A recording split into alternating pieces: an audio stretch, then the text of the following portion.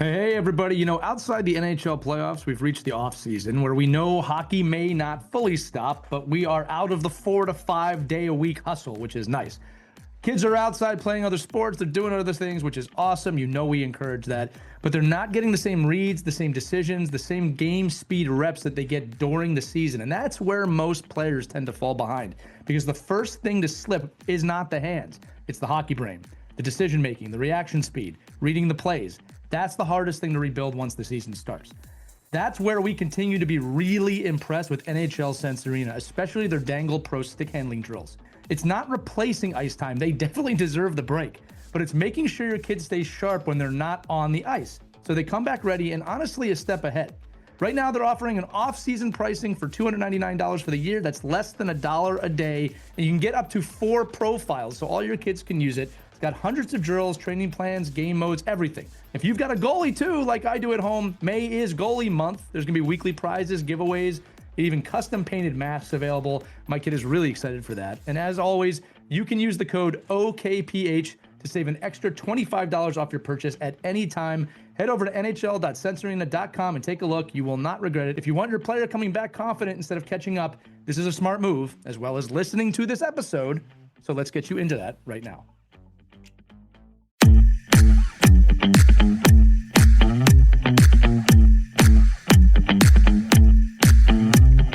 Hello, hockey friends and families around the world, and welcome back to another edition of Our Kids Play Hockey. I'm Elias, and my co-hosts aren't here. They're all on assignment. Mike's on the ice.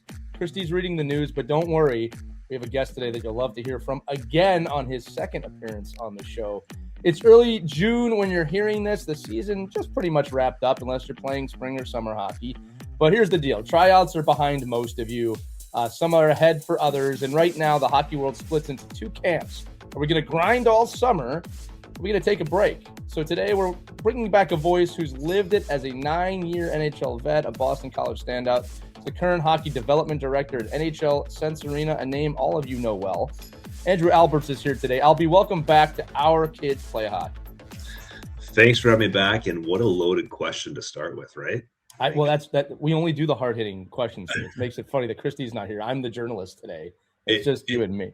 Yeah, it's a rat pack race of trying to figure out what is everybody else doing, what am I doing, what's my kid doing, what should I do, what shouldn't I do.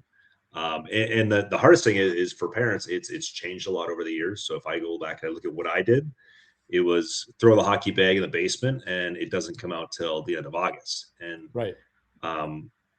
As things evolve and things change and the pressure for kids to compete and excel and drive to get better is almost too much at this point, I think, obviously. I think that's why we're here to talk about this, because my main message is like kids have to be kids too, right? Right. So, hockey's important, but there's other things to life. As much as parents don't want to hear that, and the off season is for kids to be kids, right? Like that's the main point. So to answer the question, I think a lot of it tends to depend on their age group, right? So if I take my son, he's 12 now, right? And so he's just entering that age of training to train for hockey and learning how to train properly and how to get stronger and how to work on stick handling his head up and how to work on explosive movements in a phase that has a plan,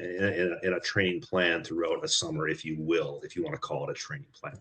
And that plan involves swimming and playing golf and playing lacrosse and other things, right? So to answer your question simply, I like to put the hockey bags away. My kids, all 3 of them play. I've got a 12, a 10, and an 8, and they haven't even thought about hockey since the last game, which is great because they picked up the lacrosse sticks the week after, right? And that's what they're into now. Not one of them's asked to get on the ice, but we still hop on the sport court in the backyard and we play 3-on-3 at night or 2-on-2 and play keep away and have fun with it. But I want to give them a mental break from the game, right? And be excited about other sports, which they are. And so that kind of goes into what other sports provide for young kids, right? And we can jump into that now, or we can dig into this a little bit more. Yeah, no, look, here's what I'll say first. I think the biggest thing you said already is about them being kids, and you got to meet these kids where they're at. And what we're going to uncover in this episode, parents, and you said that jumble amount of questions at the beginning. Like, I know there's people listening like, yeah, that is all the questions I'm asking. And what I'll tell you all at the start is that I wish we could say, here's the definitive thing that you need to do for your kid in the off season. You're not going to get that from this episode. What you may get is questions you should be asking in the house, things that you should be looking to do, and hopefully some other aspects of off-season stuff that maybe you haven't thought of, right? Albie, to your point, one of the most refreshing things, because my kids don't play in the spring either. When the bags are away, they're away. Outside the occasional thing that we may do, Sure. The most refreshing thing I hear every year, and it usually comes around July, is, hey, when are we getting back on the ice again? I want to get back on the ice again. I'm telling you, parents, that is one of the most wonderful things you can hear. As coaches, it's one of the most wonderful things you can hear. All right. The thing that scares me is in July when I hear, Dad, can I get a break? Like, I've been playing all year. Like, that is equally as dangerous as the other one is positive. Right. So why don't we start here, Albie? Like again, and my goal with this episode is to provide the audience with the questions they should be asking for their families. Because again, if you're 10U, 14U, 18U, these are dramatically different conversations of if you're prepping for college versus it's your second or third year in the game. So why don't we start here? Maybe what should we not be doing in the off season? And let's go from like 10 to 14. We can do this by age, but what should they not be doing right now? It's still a loaded question. I know they all are. let me try to broad stroke it by saying, like, you should not be having too much structure.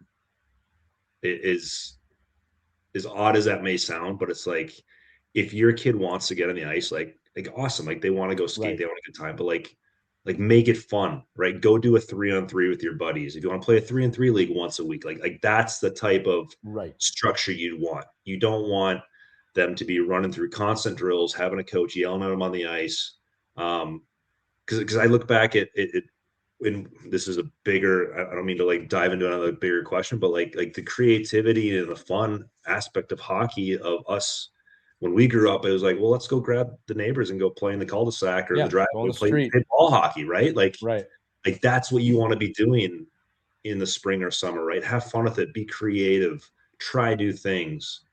Don't be afraid to make mistakes. Like that's how you grow and you evolve and you learn, right? And so I think too much instruction in the early summer is not what kids need, and what they need is just to play, right? Just play and have fun if they're going to be on the ice, and even if off the ice, like I mentioned, we play in the backyard, and we have a great time trying new things, flipping the puck over sticks, spinoramas, and we laugh about it because I'm so competitive with my kids, but Jackson, my son, learns new things from me too, and I try to teach him new things. So, too much instruction is not what you want at this point. I like to say that nothing teaches your kid hockey faster than a sibling or another kid down the street, like you're saying, because just due to the competitive nature of being a kid, right? And I think about it, like you said, all the things I learned as a kid on the street there was no coach, there was no parents back then. We were just outside trying things. Everything from hard skills, but also soft skills, like hey, let's see who can get the ball or the puck on top of the net, right? And it's like that's where I learned to do that, right? And we're not going to work on that at a practice, right? So I think that's a really good point. I also think we should tap into this unstructured play, because here's something I hear a lot, Albie. We'll talk to parents. Oh, they're playing spring league, but it's just real light. It's no practices. It's just games. It's real light. Then I show up to the rink and I see that same parent in the stands screaming at their kid exactly what they need to be doing. Shoot it, pass it. Like, no. If it's unstructured, then you gotta let them play, and you gotta not talk to them. There's probably a coach on the bench that's probably a super volunteer at that point. Mm-hmm. Just let them go out there. Well, they're being selfish, going end to end. Let them do it, because they will figure it out. Their teammates will let them know at some point too. Let them figure it out in the summer. Don't jump down their throat and try and overcoach. Just to your point. Yeah. Can you imagine how refreshing it'd be if you were a 12-year-old sitting on the bench and you didn't have to hear from your coach at all? Right. They're like, oh, go, good play. Like, good mistake, buddy. Keep going. Like, give them a break, right? Like, let them go play. So, yeah. And again, I would make an argument too that during the season, there has to be some unstructured stuff too. Like obviously there needs to be structure to practices. Sure. We always say kids crave discipline. Like there has to be a plan, but I think it's okay too, just to let them fail. And I often tell the kids I coach, I tell the high level players I coach, the whole game is based on capitalizing on the mistakes of your opponent. Like our tactics are built to create mistakes. Yes. So if you're not allowing that to happen, you are not going to allow them to build confidence. And the amount of kids, and again, high-level athletes I coach that are afraid to make a mistake, it's the biggest thing that holds them back. All right. And I could make a huge life lesson, thing here too about how the real world works, right? But it's the greatest opportunity for your kids to go out there and just try things. And I think that to the first point, just in hockey, the summer is a great time to do that. Now, with that said, you mentioned it also, playing other sports, there is not one report out there, not one, that does not say playing multiple sports is a key to becoming a great athlete. I have seen nothing come across my desk that says, if you specialize only in hockey for 10 years, you're guaranteed to make it to the pros. Not a thing. All right. You got to be a great, well-rounded athlete. So, Albie, before I dive into like your NHL career, you said it again. Tell me some of those things you did in the summer. You said you played other sports as well. Maybe we should bring it back to when we grew up and the things that we did. Yeah. Well, again, it goes to hide in the hockey bag, right? Like if you're a parent, just lock it in the closet, throw it in the basement. But it goes to, I grew up playing baseball and playing golf. It all happened to be, swing sports just because it resonated with me. But like the benefits of other sports of learning to work with teammates, right? Structure, different injury prevention just by using other muscles and being agile and being athletic, building other cognitive skills, other physical hand-eye coordination skills. So it's like it's all going to help bolster your game in the future and your development. And it all does resonate. Sports all resonate with each other. It's like tennis and hockey are so similar, but they're so different. It's an individual versus a team sport, but individual wise in tennis, it's both anticipation and planning and pre-scanning ahead and looking I'd say, what's my next move? How am I going to outthink my opponent? So every little sport translates. For my kids, it's lacrosse. They get into lacrosse in the spring and they love playing lacrosse through the summer. I'm like, hey, this is great. And then they move into golf or field hockey in the fall. So I think being able to adapt to other athletic environments is a huge bonus for any individual. It's just going to help you out. And it's funny, like being a coach now, and I look at the kids that have early success, not that it's going to pave the way for the future, but like early success, they all play other sports, right? And they're very athletic and they're very competitive. And so that's one of the key factors, I think, in just being an overall well-developed athlete, both mentally and physically. Yeah. And I'll add on to that too. What you said is that the pull-aways from the other sports, the other skill sets that you get from these other sports are invaluable. Another common mistake I like to call out too is, look, I'm a hockey person, right? So it's easy for me, and I have to be careful with this, to look at baseball or softball with my kids and say, this is how this sport will help you with hockey. And I fight the urge to say that, because here's the truth. They may like this other sport more than hockey, and I don't want them to think that everything you do leads just back to hockey. So when my daughter's playing softball, I don't even mention hockey. And I may be thinking it again, or like my son's a goaltender.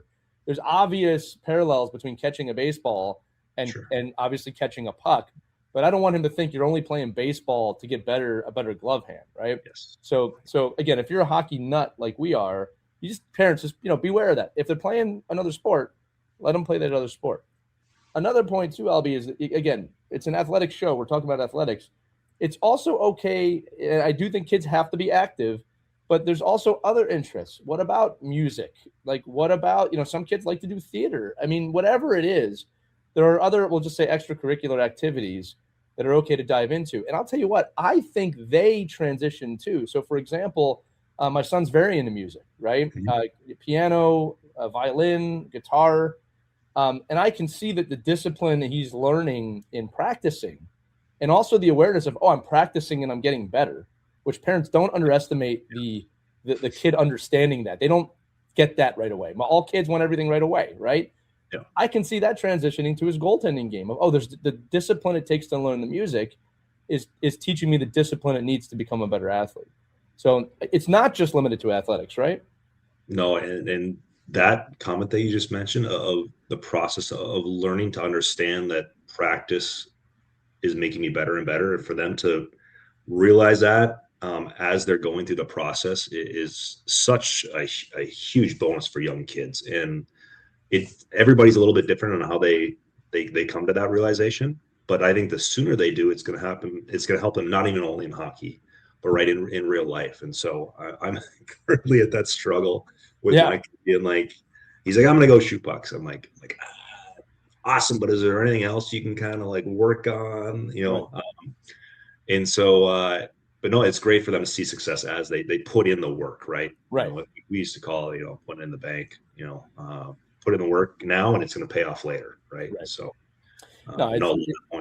it's a great point. And I love that you shared with the audience the struggles, because we all have those struggles as parents. Right. Yeah. But I will say that when it clicks, it really does click. Like I remember my son specifically, like kind of realizing, if I do this work, I probably will get this outcome.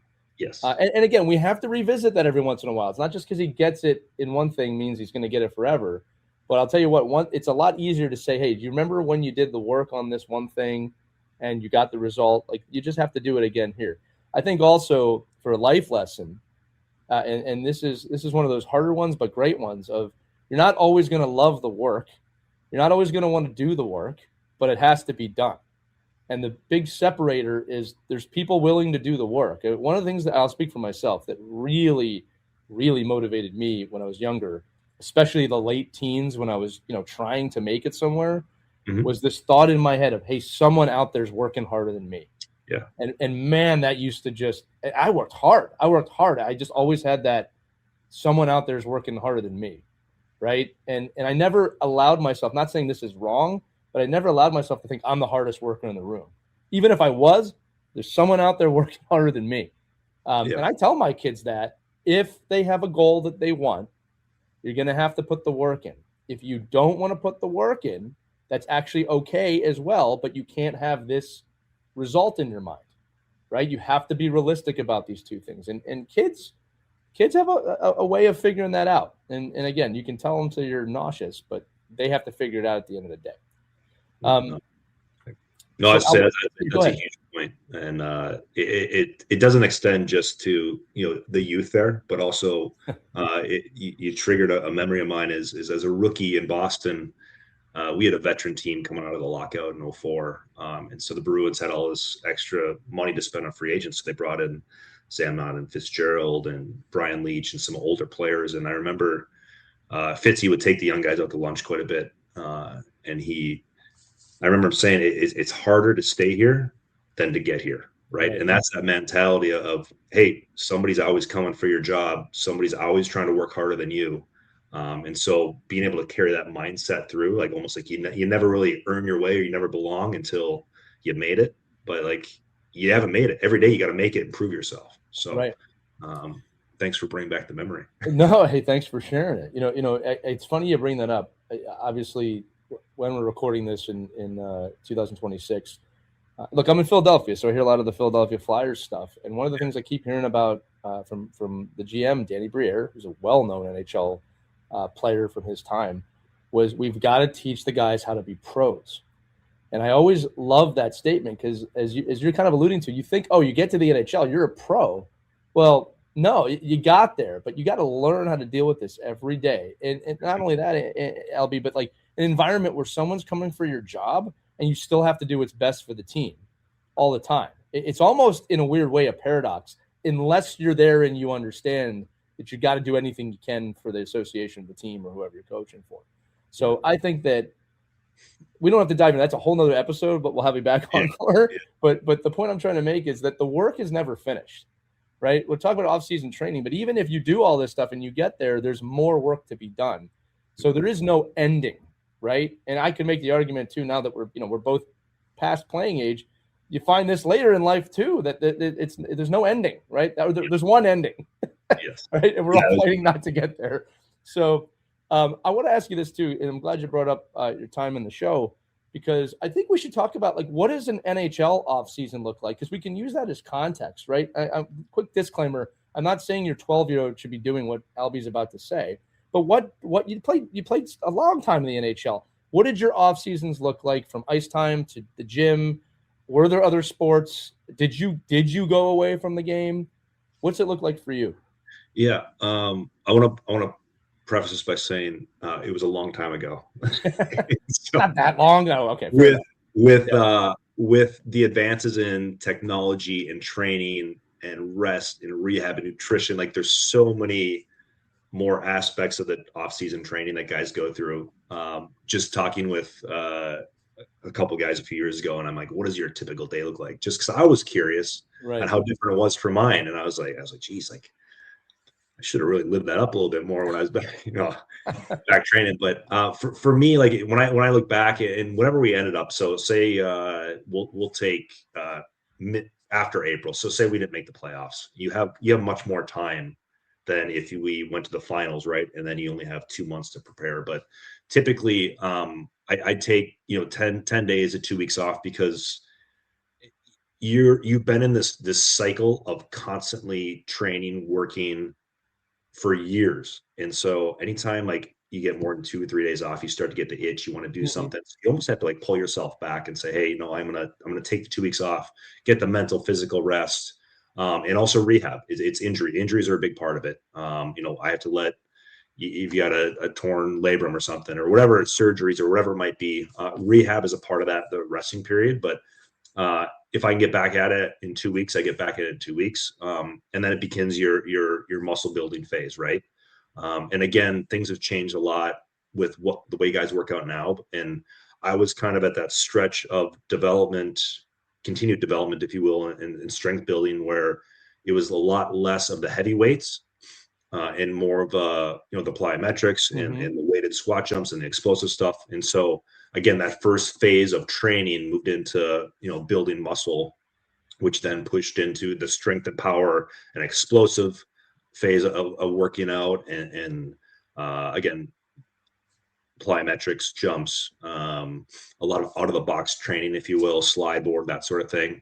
And then as we get into like mid-July, I'd start hitting the ice to complement that explosive power phase, where now we're taking what we've built and we're translating that into on ice performance, because you can lift all the weights you want in the gym and get strong, but if you can't make that translate to on ice explosiveness and skating and proper positioning, it's not going to benefit you in any way. So, and that was about average. I think most guys took a month or two off from the ice, where now I think it's a little bit different. Guys stay on the ice a little bit longer, but I needed that break from the rink. Like I don't want to see the rink till July. And that's kind of the mindset I had.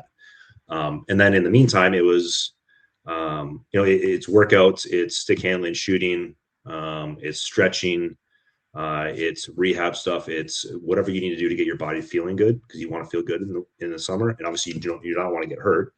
You never want to get hurt in the weight room. So that was a big part of it. And then for me, relaxation, I lived out of Lake Minnetonka. And so my afternoons I'd spend out on the boat, just relaxing, typically, or playing around a golf, that sort of thing. So the time away from the weight room and from the rink throughout the summer is always a big part of, your summer training as a whole, just to mentally reset.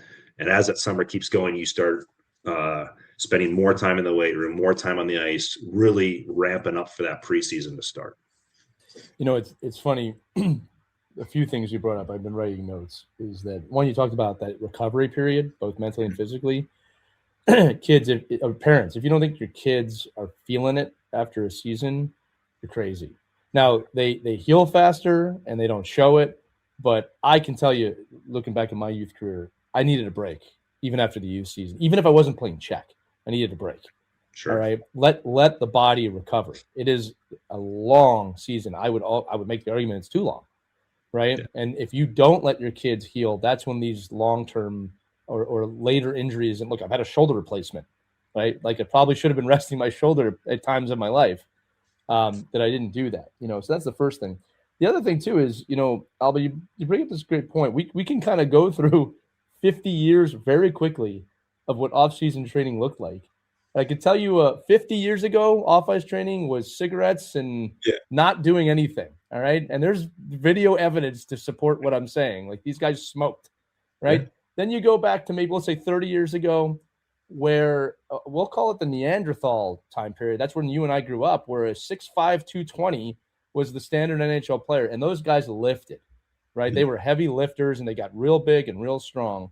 And then, as you said, you know, when we were getting to playing age, at high-level playing age, plyometrics were introduced, and all of these things came out of nowhere of, hey, you don't need to be lifting like this. You need explosive power, right? Now that would be 15, 20 years ago. And then today, it's even evolved again with band workouts. And then, believe it or not, AI coming into the game. The information that AI can tell an athlete or a coach about their body, where they are, where they need to be, and what they want is kind of scary at times, right? I know a coach that a high-level team had a lot of kids come out, a lot. And I said, how do you decipher between the top 50? He goes, we use AI.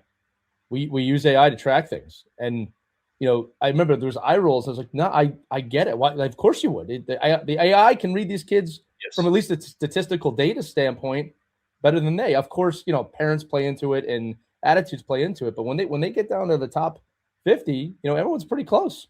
Yeah. So it's an always changing game, right? And I think that when it comes to the off season, I'm glad you shared what you did, but I think it's two things. It's you got to find what's kind of new and out there, and you have to do your research. And just to round this out, smoking is never a recommended off season thing. It turns out not good for your lungs.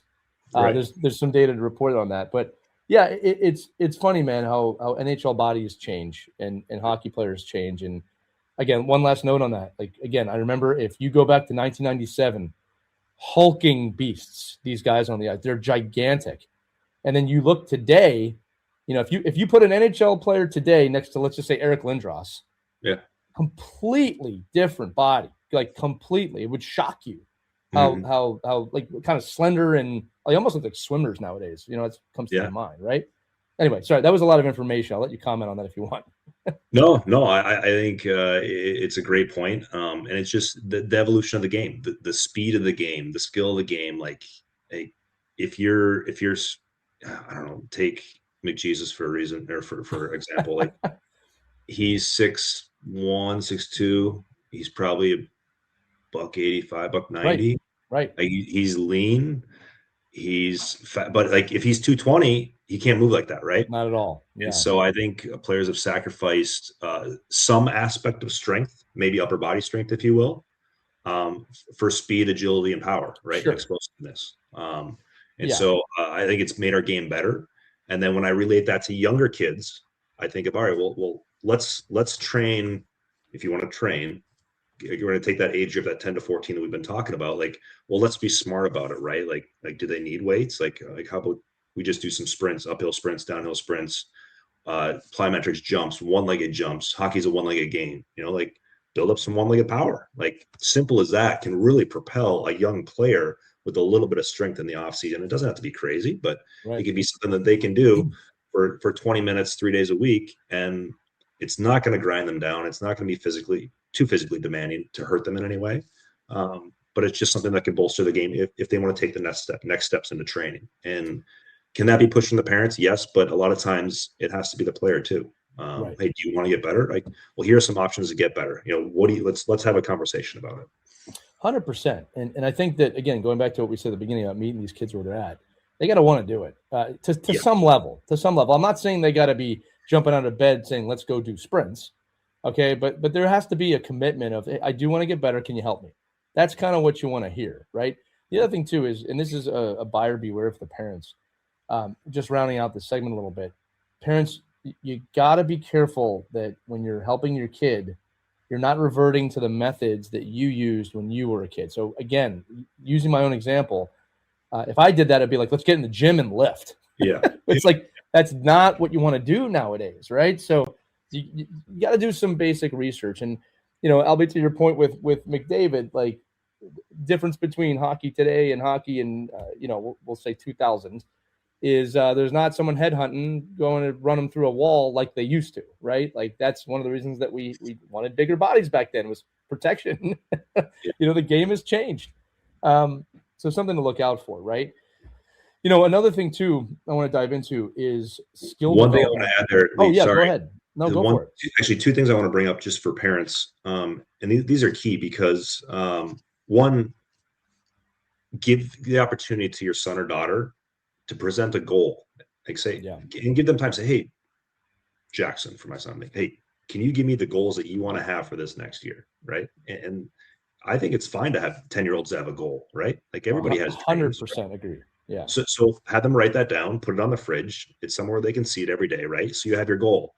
The parent is to look at that and say, all right, well, what type of process or plan, if you will, I don't want to call it a training plan, or plan we could implement that's going to get you to your goal. And you support them in what they need, whether that's mental, physical, nutrition, because it gives them the small ideas of the steps you need to take to have success, right? And so if we can give, a little bit of information goes a long way with young kids. They are sponges. And so it's just about seeking out the right assets to provide to them. And maybe that's listening more of your podcast or looking at certain things that are going to give the correct insights on how to help develop your child as a player, as a human being, as for any sport, right? And so I just wanted to point out those two things. No, here's what's cool about what you just said. The simplicity of it is very real, right? I heard Tom Cruise, of all people, talking about this recently. And they said, like, how do you accomplish your dreams? That's basically what they asked him. And he said this. He goes, it's very simple. He goes, you write out what your goal is, and then you just write out the things you need to do to accomplish that goal. And the person's like, is it that easy? It is that easy. Now, doing it, the things you need to do is the hard part. Mm-hmm. All right. But just that step of what is the goal? Okay, Dad, I want to play in the NHL. I'll say it again. Never tell a kid they can't follow their dreams. Okay. You don't have to agree with their dream, but you have to agree with their right to have a dream. All right, kid, you want to play in the NHL. What are the things you need to do that? And then parents, let them answer that question on their own. Again, cultivate. You can help them. You can lead them a little bit. Don't give them the answer, because then it's not ownership for them. It's ownership for you. Yes. Let the kids have the ownership. All right. And here's the thing. They might sit there and go, well, that's a lot. And you go, yeah, it is. And here's the other thing I always add on is, and I'm okay telling my kids this, there's no guarantees you'll accomplish this goal. But if you try and do it, the attempt, and you work hard, you're going to get a lot further than people who don't try. Absolutely. All right. And that's why you have to try, because that's a big separator in life. I was trying to bring it back to that. So I love that you brought that up, man. And maybe that's what we'll make our ride to the rink about this week for the kids, of the simplicity of that, doing that. And then you can break it down into smaller segments, right? Like, hey, this is an 8-year plan. Like you're 10, right? This is an 8-year plan to get to wherever you want to go, or to college, or a high school hockey, whatever your goal is. It's help your child break it down. But again, as you mentioned, they have to own it. Ownership is everything. And you know what? A great quote I heard recently, that, thank you for putting me in a position to share it, is commitment comes before confidence. And I love that quote, because it's so true. Another version of that is, no one who was ever courageous felt courage when they were being courageous, right? Yeah. It's only after the fact that you go, wow, that was very courageous. You're scared as hell when you're doing it, right? Or you're very unsure of yourself when you're doing it. Yeah. Right? Like that, but commitment comes before confidence. Writing out your goals, and this is an off-season thing, writing out your goals and having ownership, that's the commitment. And when your kid starts doing it, they will absolutely build the confidence. All right? And confidence is not guaranteed. It comes and goes, right? But that commitment is what keeps you there. And you know what's key about that is, if you make them write it down, and I'll use your words again, they own it. Yeah. And then you put it somewhere where they see it every single day. Right.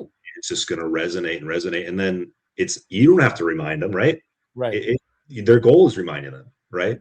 Right. How many times have I told my kid to put his shoes on every morning, like to get going for school? Like, I should just write a note. Right. This is your goal. Put your shoes on, right? I got to learn from myself here. Put a jacket on. It's cold outside. I don't want a jacket. It's 12 degrees. You need a jacket. Why is this a fight? When you're my age, you're going to want the jacket. Yeah. I might have had a little PTSD. What's funny is one of our other co-hosts on our Girls Play Hockey, Albie, is Haley Scamora, Yeah. and very, very goal-oriented person who also believes in manifestation. And we talk a lot. You can go back to these episodes of before the Olympics. She had a sign when she woke up, multiple places in her home, I am a gold medalist. This is before the Olympics. Right now, hearing that, yeah. Well, and right now it says, I am a Walter Cup champion, which as we're recording this, she's heading into the Walter Cup final right now, right? So this stuff matters. Pros do it, right? And then it's a process you'll repeat throughout your life. When we started this podcast 5 years ago, we had a goal. We've reached that goal. We've created new goals, right? And again, statistics, and parents, you can look this up. Just Google it. The percentage you have of achieving your goals when you write them out is dramatically higher. Dramatically. Like, I think it's like 80%, 85%, just writing it out.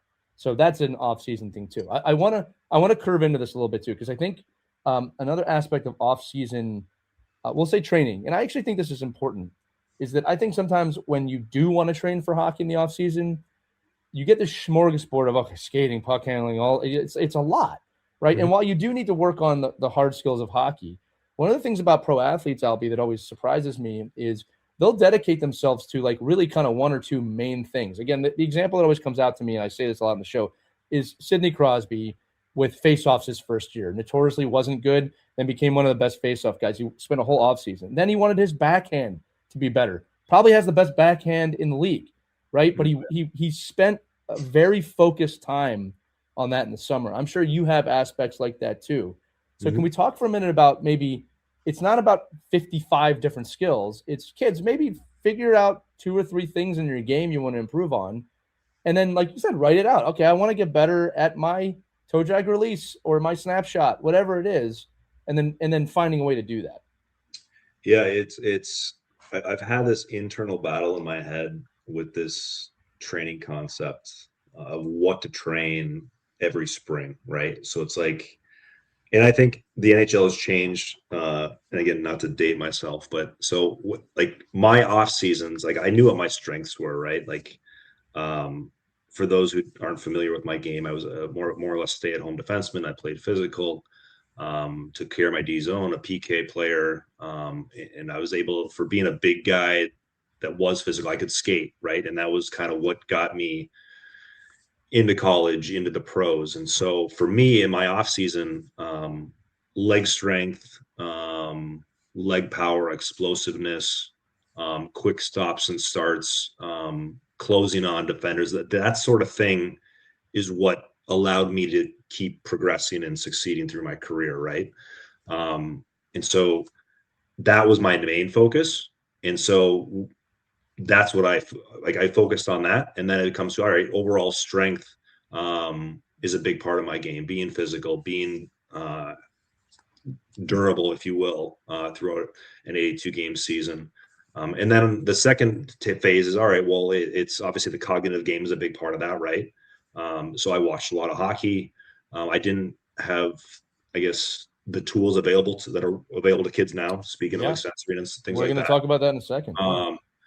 And so my approach then was like, all right, well, then I can still add skill development to shooting, passing, stick handling, that sort of thing. But it wasn't like something I'd focus a lot on, just because of my role as it diminished, I guess, through my career, as I finally became like a 5'6" defenseman and then a 6'7", after starting out strong and going through some concussion stuff. So I knew what my role was in the strengths I had that would have kept me there, if you will.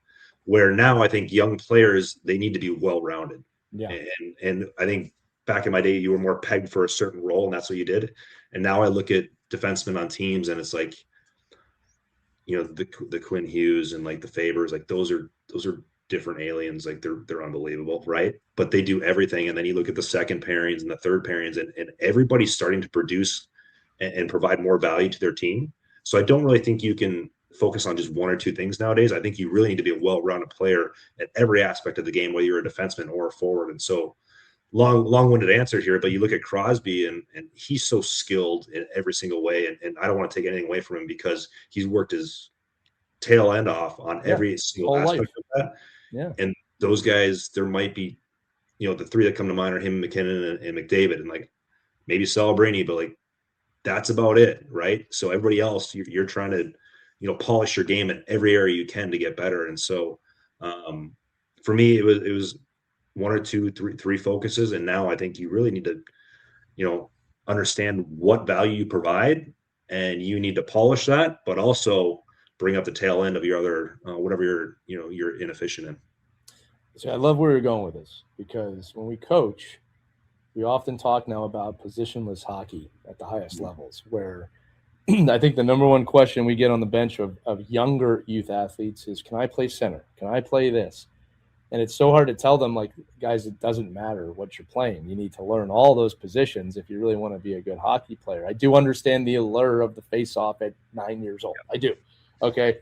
But we want to move these players around. So when I meet a parent who goes, my 9-year-old's a defenseman, we know they're great at defense. And I go, that's I don't mean to laugh. It's just like, yeah. That's where he lines up. That's where he lines up. Right? Yeah, well, it's like, that's great. That's great. They need to play wing now, right? It's one of those things of, like, we talk about, like, hyper focus on something. And I love that you talked about the generational players there that we just spoke about, because you're right. There's only one Crosby. It's not going to be another one. And that's important to well-round your game. Now, I do want to talk about the cognitive side of the game, because in the time period we live in, there is absolutely no lack of off-ice training tools to work on, honestly, any aspect of the physical game. And coaches across the board, Albie, we say it, like, hockey IQ may be at an all-time low in terms of not just ability to read the play, but to kind of understand the tactical side of the game. Simple things like, over the blue line, you don't want to go on a 1-on-3. Not a good play. You want to see the other options, or probably more importantly, without the puck, what are we doing? Yeah. Right? Because the amount of times I see players without the puck watching the player with the puck, that's not the game. And I am going to mix in Sense Arena here. And again, the audience is well versed on Sense Arena. You hear it before every episode. But one of the things that I love about it, gang, is the cognitive side of teaching. And there's a lot of fun stuff in there too for skill development.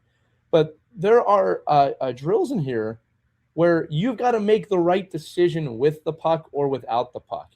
There's not much I see in actually the real world outside playing, and maybe some drills at practice, that offer that. So, Albie, I was wondering if you could dive into, the thought process behind how those drills are created. And if you want to talk about some of the drills specifically, do that. Because I think that for off-ice training in the summer, literally off-ice, this is probably the most advanced resource that exists. Yeah, I think I appreciate you saying that, because you're spot on. It's like you, and I think I mentioned it earlier. It's like we've gone so far to really dive into the off-season plyometrics and weightlifting and nutrition and rest, and we have this. Everybody's brain is just a big sponge trying to soak in as much information, but we really haven't flooded it with the tool or the information needed when there are enough tools out there, right? Right.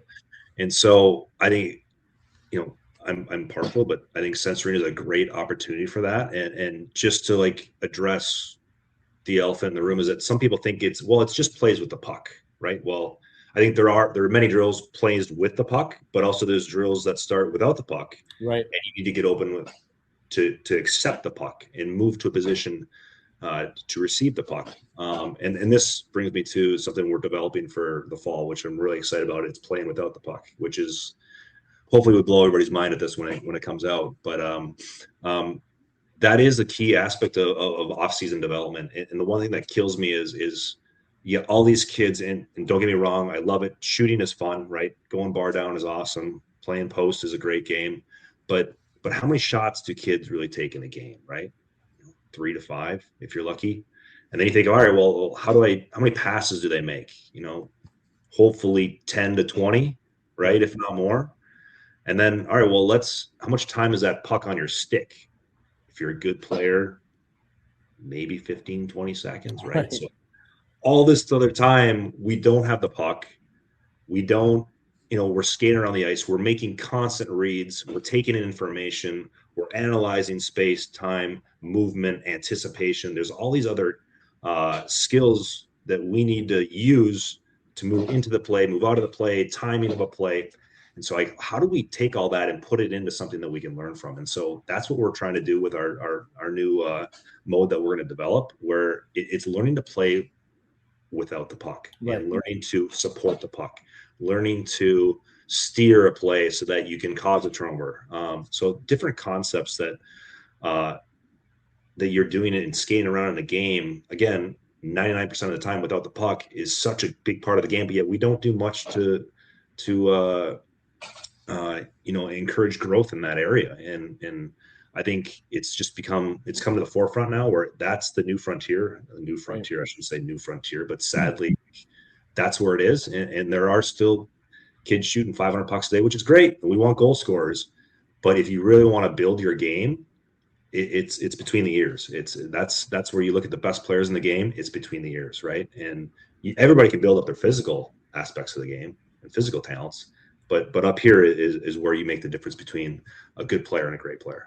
Yeah, and it's funny the way we describe this. There's kind of this arms race going on in development, but it's all skill based, like power skating coach, hitting coach, all these different off ice things. I've got the best setup in my basement, and the truth is, again, as you said, when you get to the higher levels, everyone's good. Everyone's good. I can tell you this right now, as someone who has to select players for a national team. I shock players sometimes when I say things like, and it shocks me that they're shocked. Like, hey, you do a really great job of creating time and space for your teammates without the puck. And no one's ever told them that before. And it blows my mind. They didn't even realize that was a skill set. I actually had someone say, well, what do you mean by that? And I said, when you don't have the puck, you draw other players to you and you create space for your teammate to skate. And I said, that's invaluable, right? Now, if you're at home understanding what I'm saying, the question should be, hey, how do I work on that? Well, we're kind of telling you, like, this is what Sense Arena provides that I can't provide for you in most other places. And like, look, yeah, at the roller hockey game outside, there's aspects of this, but you got to know. I remember recently, just bringing this down to the younger level, during the season, I was coaching an elementary team, right? Just because I love coaching. And I was talking to this kid, and I was saying too much. Like, I make mistakes too. I was saying, do this, do. I just got lost in it a little bit of all these things. And I kind of got the cross-eyed look back. And I realized, okay, I explained too much. So I looked at the kid in the eye. I said, if you remember one thing that I just said, and I said, this is all I'm telling you to remember, is I want you to find the open ice out there. And the kid kind of nodded and started to do that, right? We've talked about it ad nauseum on the show.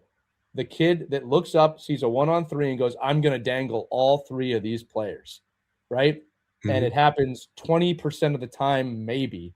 The other 80% of the time, it's a massive turnover that often will lead to a scoring chance. That's not what we're looking for, right? Yeah.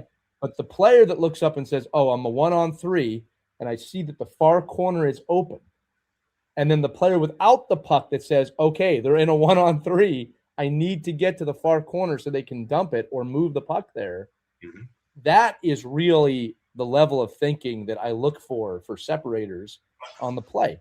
And the good players put themselves in positions to learn that.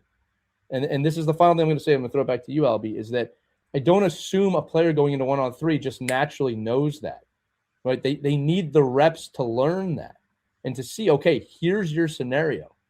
Right? What's the options here? One of the things with kids that I realized recently is they just see it as black and white. There's a right and wrong option.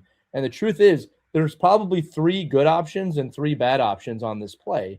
Mm-hmm. And we've got to put them in a position to say, what are the 3 good options? What are the 3 bad options? And then what are you going to do in this situation?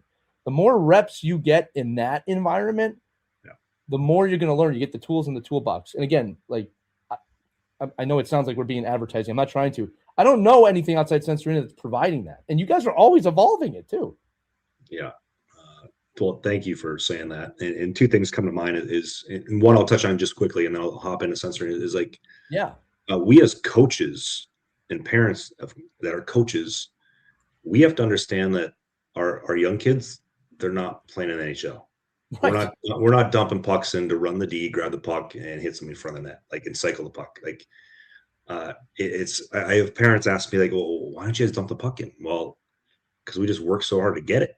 And if we dump it in, how are we going to get a scoring chance off the rush? So Part of that comes to coaches and coaching.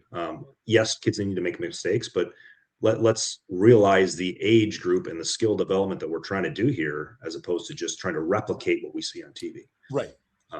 Especially if then, you're not hitting it too. We got to say that. Like if you're not in the checking ages of hockey, you're playing a very different game. Right.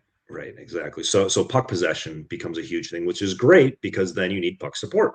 So that goes back to positionless hockey. So we send players out there to line up at positions, and it's like, all right, well, the DRS, well, can I just skate it up, and if there's nobody there to pass to and go, I'm like, yeah. And yes, they learn that there's going to be a 2-on-1 the other way. Well, now the forwards need to realize that they need to cover for the D. And so it's all about like learning from failures and mistakes, right? And so that leads into Sense Arena, and our game replication drills is the beauty of it is one, you can make as many mistakes as you want to, and you're going to learn every single time, right?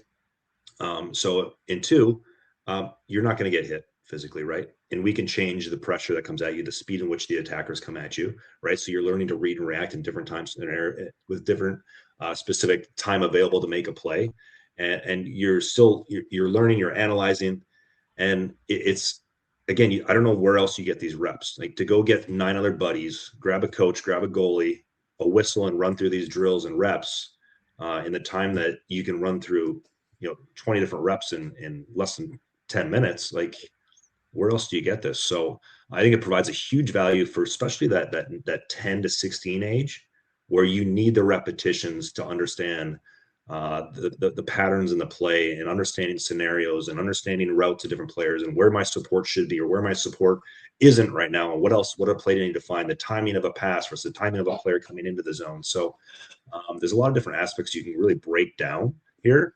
And that's what's cool about sensory, is given the difficulties and the speeds in which you can train at, you can really adjust it for any age appropriateness. Speaking of the player here, sorry, not the goal. No. Sorry, goal. Look, it's a great breakdown, and look, I'll say this too, and this is going to be a little advertising, but I want the families to know, because it's actually the number one question that I get is always the cost. And what I just tell families is, look, if you're investing in a private coach, or you're investing in ice time, or you're investing in like a lot of extra gear, invest in this, because it's really the same price point when you think about it. If anything, you're probably saving money long term, because the amount of reps you're going to get in. And if you're not in a position where you're fortunate enough to do that, right, you got to look at it as a long-term investment for your kids, so forth and so on. And look, at the end of the day, where there's a will, there's a way, right? Like I always ask about the people who make it, which is like a super open-ended question. But I don't know too many people that have made it or are successful. I'm not even just talking about the NHL, that didn't have an uncommon drive to work and practice. Right. And that comes from the kid. That doesn't come from the parents. Of they on their own are putting the time in to do the work. Right. Yeah. And I will say that there are a lot of resources out there to help you do the work. This Sense Arena being one of the ones on the cutting edge. And again, it updates all the time. And I'm lucky. I have a goalie and a skater, and they both use it. We make videos of them using it for you to see at home. Yeah. Go ahead, Albie. I got one more thing, and then I'll finish this one up. No. The only thing I want to say is stay posted, because, like I said, like what we have in development, the play without the puck, we really think it's going to revolutionize this type of training, because there are so many different aspects of the game that you can jump into, right?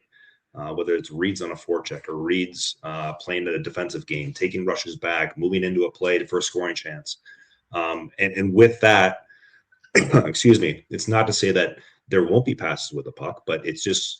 We're not using a stick anymore. It's just going to be controllers. Yeah. So you can really efficiently move through a game. Excuse me. That's okay. Yeah. And again, you can see with some of the evolutions of Sense Arena how you're building this, because there's some modes in there you can see, oh, you could probably do this now. You could probably do that now. So look, they're always working on it. I'll remind everybody real quick, Albie did play the NHL for quite a bit of time, and he does work with Sense Arena. So it's not just some schmoes making a video game or anything over there. They really do put the time in to make this realistic. All right. Albie, how I want to end this one is let's have a little fun. All right. This is kind of like a rapid fire segment. Yeah. You can do green light, yellow light, or red light. I'm just going to rattle off some things. You say for off-season, we're thinking off-season training here. Green light, red light, or yellow light. Are you ready? Got it. Well, what age group are we doing? We'll keep it from that 10 to 14, just to keep it even. Okay, that's a super fair question. All right, here we go. Year-round tournaments. Bright red. There we go. All right, multiple sports. Green. Right. Early morning lifts for these kids at this age. Red. Right. Private lessons every day. Red. Right. Playing pickup with friends. Green. Right. Taking 2 weeks completely off from hockey. Green. Right. That's right. That's all of it. You notice there's no yellows in there, right? No yellows, that's the it's just go or no go. No, if you're gonna do anything, it's unstructured play with friends and teammates, or skating specific. It's like technique, which is not heavily demanding, because the skating is the foundation of everything. That's my only one exception is skating technique and power skating. Again, technique early in the summer. If you want to do power skating, overspeed skating later on, great. But skating will carry you further than anywhere else. Agree. I'll make one final note on that too, buddy, is that when I talk to parents of my youth teams, I tell them that the primary skill that we will work on the entire season is skating. There will never be a practice where that is not a primary focus. And then I also tell them that, yes, there are other skills where you're going to work on passing, shooting, tactics, all these things. But the truth is, if you really want to work on that, off the ice is the place, because you can't replicate skating the way you can replicate some of these other things, right? So, if you are choosing to do stuff off ice, I don't want to call them soft skills, but your hands, your shot, these are all things that can be worked off the ice. On the ice, skating. Off the ice, skating. You can't skate, you can't play. I don't know how else to say it. It just explained to the parents that it's a lot cheaper to do stick handling off the ice. Right. Maybe that'll resonate, right? Right. It's logic, but logic doesn't always prevail. But 100% on that one. I agree. Albie, great episode as always. I'm sure the parents and the kids and the coaches listening learned a lot, but thanks for providing your perspective once again. No, you're great. This is a great conversation, so I enjoy it. Happy to come back anytime. Oh, you're always welcome. We got to get you the hat trick and become a 3-time guest. Yeah. That's how it always works. I've never had a hat trick. Is that a thing? Well, yeah, we'll send you something in the mail if you do it too. We'll make a nice big award on your wall that you can put up there. But that's going to do it for this edition of Our Kids Play Hockey. Albie is going to join us for the ride to the rink. For those of you listening, that'll be out for your kids here shortly. So make sure you don't want them to listen to the whole hour here. You can just send them that 15-minute or 10-minute clip and can hear from him directly. But if you have any questions, comments, thoughts, you have an episode idea, email us at team@ourkidsplayhockey.com. Also, you can text us using the link in the description here. Just tap it, text us. You can leave a voice message. You can do anything you want to allow us to communicate with you. Not everything you send goes on the air, people. Don't think because you send it, we're going to put it up here. We just love having conversations with hockey people. But enjoy your hockey. Enjoy your off season. Go take that 2 weeks off and then get back to work. We'll see you in the next Our Kids Play Hockey. Take care, everybody. We hope you enjoyed this edition of Our Kids Play Hockey. Make sure to like and subscribe right now if you found value wherever you're listening, whether it's a podcast network, a social media network, or our website, ourkidsplayhockey.com. Also, make sure to check out our children's book, When Hockey Stops, at whenhockeystops.com. It's a book that helps children deal with adversity in the game and in life. We're very proud of it. But thanks so much for listening to this edition of Our Kids Play Hockey, and we'll see you on the next episode.